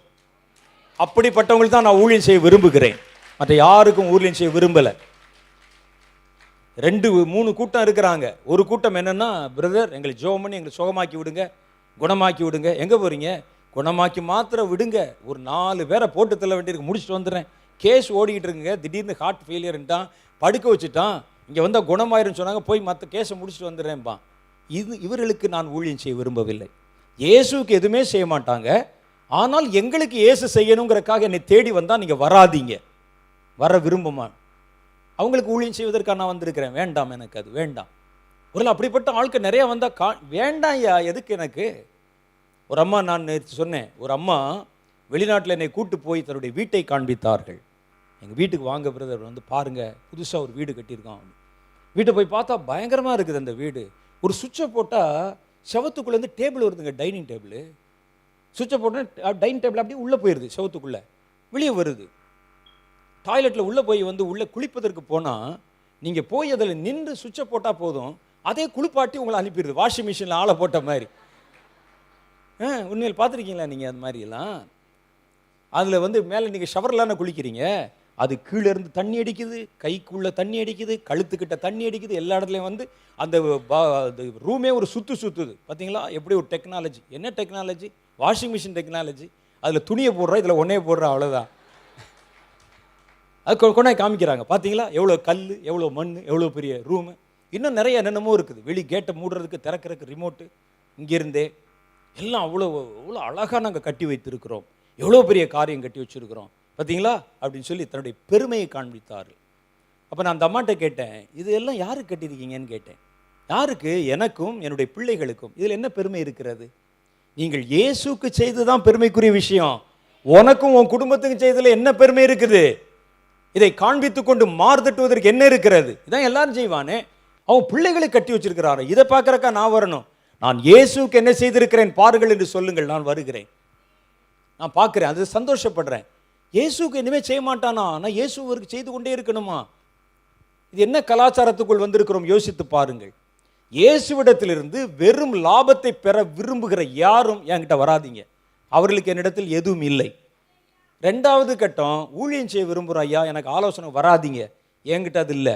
நான் கர்த்தருக்கு வழியை ஆயத்தம் பண்ண விரும்பி தேவனால் தேர்ந்தெடுக்கப்பட்ட ஒரு தூதனாயிருந்து அவருடைய மன விருப்பத்தை அறிந்து கொண்டு அவர் காரியத்தை செய்ய விரும்ப, வா பேசுவோம், மணிக்கணக்காக பேசுவோம், எனக்கு தெரிஞ்செல்லாம் உனக்கு சொல்லித்தர்றேன். அதுக்கு தான் நான் உங்களை அழைக்கிறேன். நான் சும்மா குருடு காட்டி வருகிறவர்களுக்கெல்லாம் தீர்க்க தரிசனம் சொல்லி நிறைய பேர் சொல்லியிருக்காங்க, உங்களுக்கு இருக்கிற மாதிரி வரமெல்லாம் இருந்துச்சுன்னா நேரம் நாங்கள் பெரிய இன்னொன்று செஞ்சுருப்போம், அதனால தான் ஏன் உனக்கு இல்லைன்னு சொல்லியிருக்கேன்.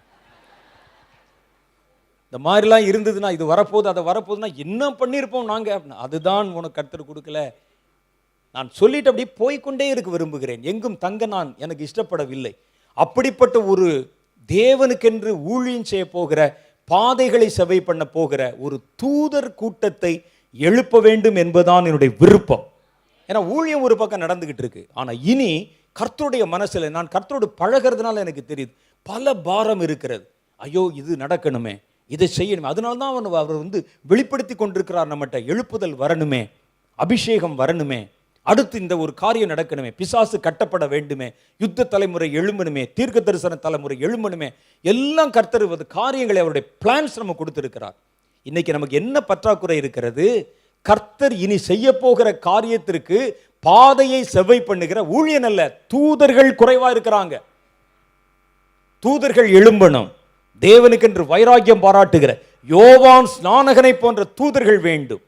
மற்ற யாருக்கும் நான் ஊழியம் செய்ய விரும்பவில்லை. அது மாதிரி நீங்கள் தெளிவாக தெரிஞ்சுக்கங்க. பல இடத்துல கூடுவாங்க, நாங்கள் வருஷாந்திர கன்வென்ஷன் நீ நடத்திக்க, அது வருஷந்தோறும் வர்றதுக்கு தனியாக ஆள் இருக்கிறாங்க.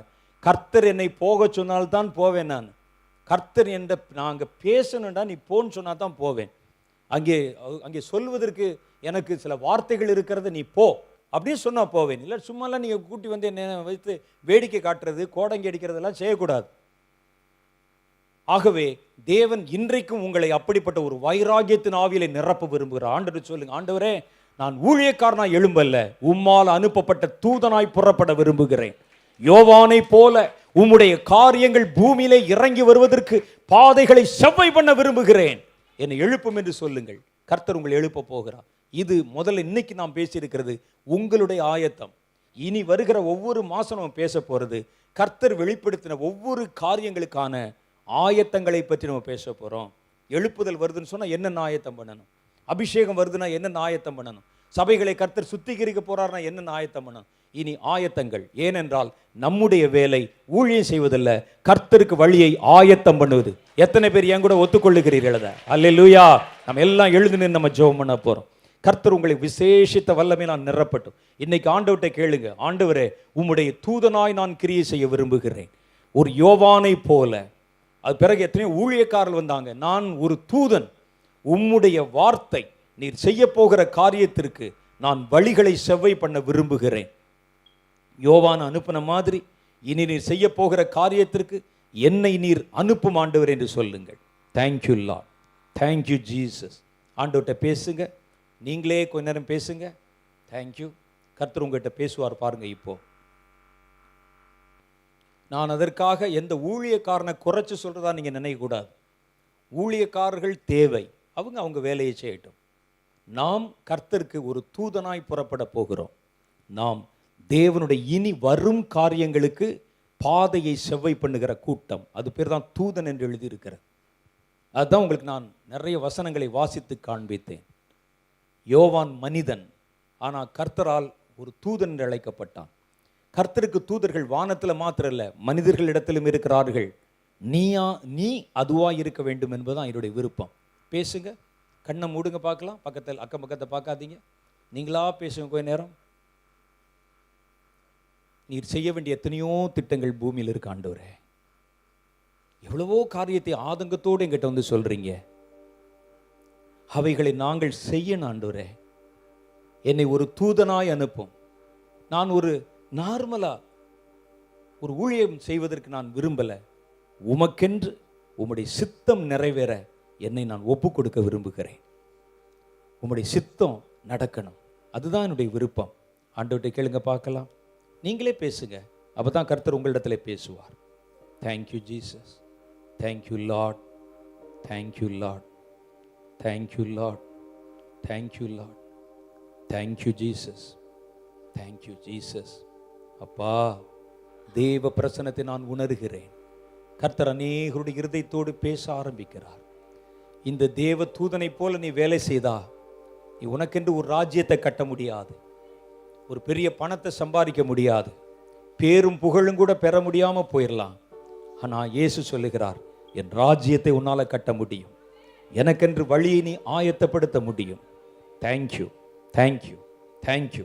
நன்றி, நன்றி, நன்றி. நீங்களா பேசுங்க, அமைதியா பேசுங்க. இன்னைக்கு அவரே உங்ககிட்ட பேசணும் அப்படின்னு நான் விரும்புகிறேன்.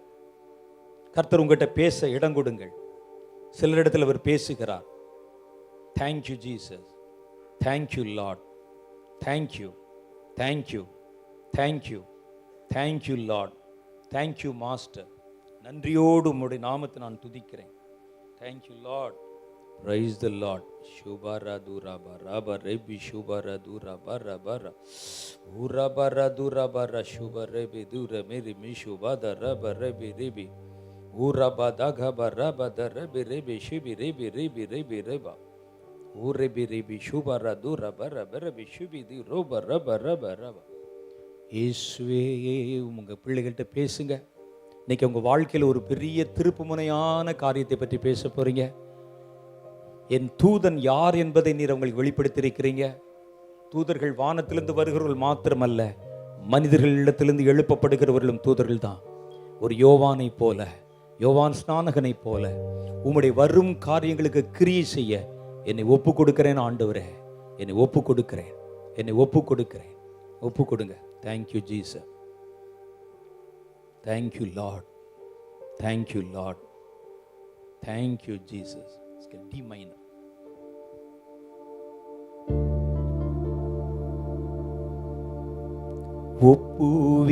ஒப்புவித்தேன் ஐயனே,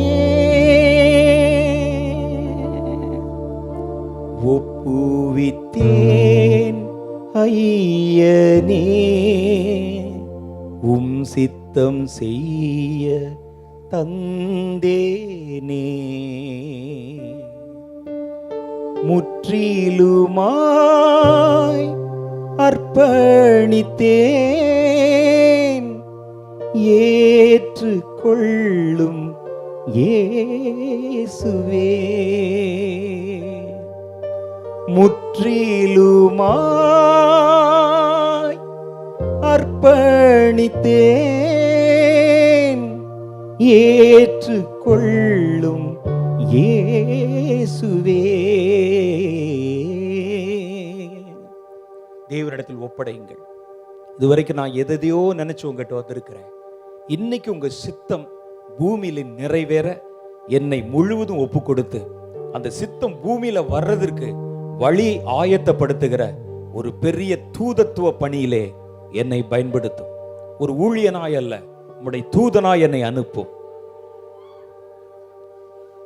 ஒப்புவித்தேன் ஐயனே, உம் சித்தம் செய்ய தந்தேனே. ஒப்புவித்தேன் ஐயனே, உம் சித்தம் செய்ய தந்தேனே. ஒப்புவித்தேன் ஐயனே, உம் சித்தம் செய்ய தந்தேனே. முற்றிலுமாய் அர்ப்பணித்தேன், முற்றிலுமாய் அர்ப்பணித்தேன். ஏற்றுக்கொள்ளும் இயேசுவே. முற்றிலுமாய் அர்ப்பணித்தேன், ஏற்றுக்கொள்ளும் இயேசுவே. ஒப்புவித்தேன் ஐயனே, உம் சித்தம் செய்ய தந்தேனே.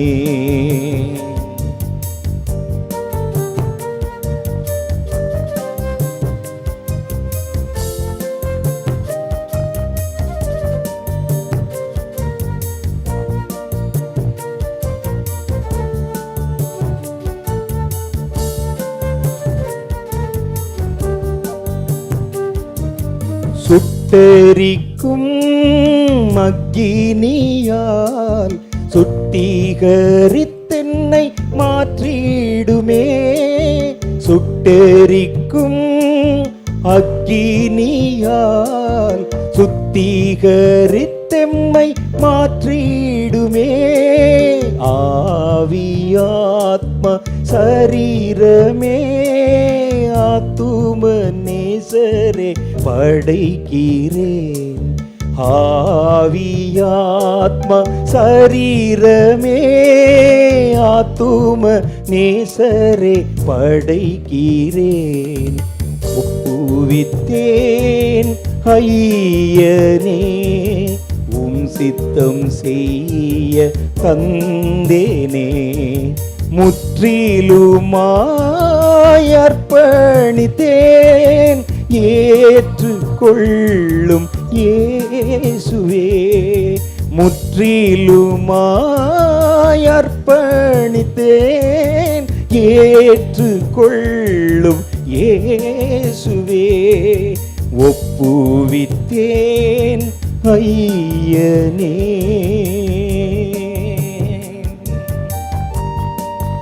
தேவனுடைய கரத்திலே இதோ நம்மை சுகந்த வாசனையுள்ள பலியாக ஒப்பு கொடுப்போம். கர்த்தருடைய வல்லமை நம்மேல் இறங்கி பெரிய காரியங்களை நிறைவேற்றி எந்த ஒரு எதிர்பார்ப்பும் இல்லாத ஊழியத்தை நிறைவேற்ற உதவி செய்யட்டும்.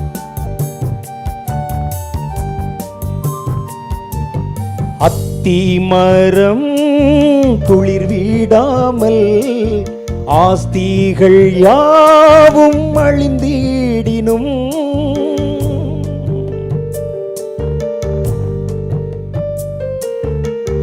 அத்திமரம் துளிர் வீடாமல் ஆஸ்திகள் யாவும் அழிந்திடினும்.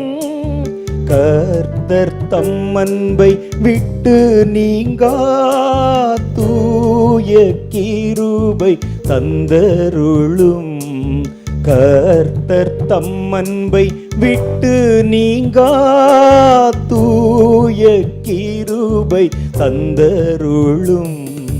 ஒப்புவித்தேன் ஐயனே, உம் சித்தம் செய்ய தந்தேனே. முற்றிலுமாய் அர்ப்பணித்தேன், ஏற்றுக்கொள்ளும் இயேசுவே. முற்றிலுமாய் அர்ப்பணித்தேன், ஏற்றுக்கொள்ளும் இயேசுவே ஒப்புவித்தேன் ஐயனே. ஆமா ஆண்டவரே, என் ஆவி ஆத்மா சரீரத்தை உம்முடைய திருச்சித்தம் நிறைவேற ஒப்புவிக்கிறேன். உமக்கு தேவை தங்களை முழுவதும் ஒப்பு கொடுத்த உமக்கென்று பணி செய்ய புறப்படுகிற தேவ தூதர்கள் வேண்டும். உம்முடைய வருகைக்கு முன்பு நீர் பூமியிலே செய்ய போகிற உம்முடைய திருச்சித்தத்தை நிறைவேற்ற பாதைகளை செவ்வை பண்ணி பூமியை உம்முடைய சித்தத்திற்கு ஆயத்தப்படுத்துகிற ஒரு கூட்டம் தூதர்கள் வேண்டும். இதோ இந்த இடத்தில் உம்முடைய பிள்ளைகள் வந்து நிற்கிறாங்க. தன்னை இந்த தூதத்துவ பணியிலே ஒப்பு கொடுப்பதற்காக ஆண்டவரே வந்து நிற்கிறார்கள். அவர்களை கண்டுபிடியும், அவர்களை தேர்வு செய்யும். இப்பொழுது அந்த வல்லமை அவர்கள் நடுவில் வரட்டும். அவர்களை கையை பிடியும். உன்னை நான் அழைக்கிறேன் என்று சொல்லும். உம்முடைய முத்திரை அவர்கள் மேல் வையும். உம்முடைய அக்கினி அவர்கள் மேல் ஊற்றும். இப்பொழுது அந்த வல்லமை ஆண்டவரை நீர் அழைக்கிற ஒவ்வொரு பிள்ளைகள் மேல் இறங்குவதாக.